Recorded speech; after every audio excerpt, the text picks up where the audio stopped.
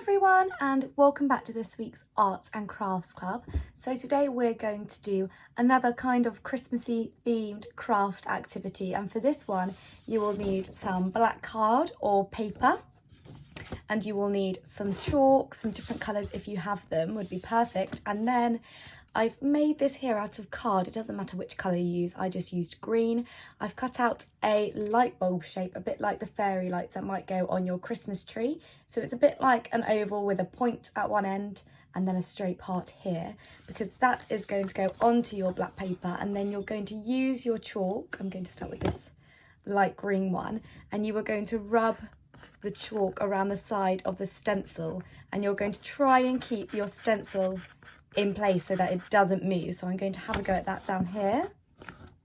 This is why it looks quite nice if you have lots of different colours, so it can look like multicoloured fairy lights. But if you just have white, you can use that too, as sometimes the Christmas tree lights can just be white, and that looks really nice as well. So I'm going to do my first one just here. So when I take my stencil off, you've got a little bit of the light around there. We're not done yet, we're going to do something else.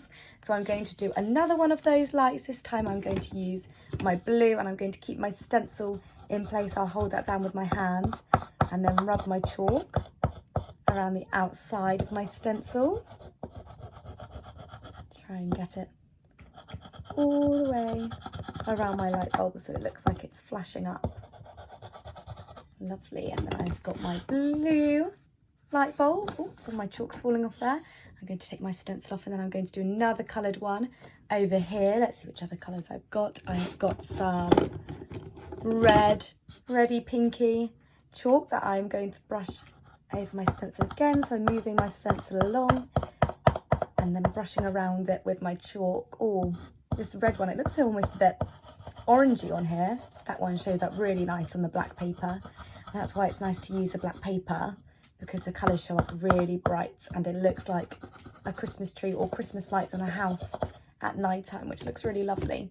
So then I'm going to take my stencil off my orange one, and this is the fun part. Now you're going to take your finger, you're going to put your stencil back onto your light bulb.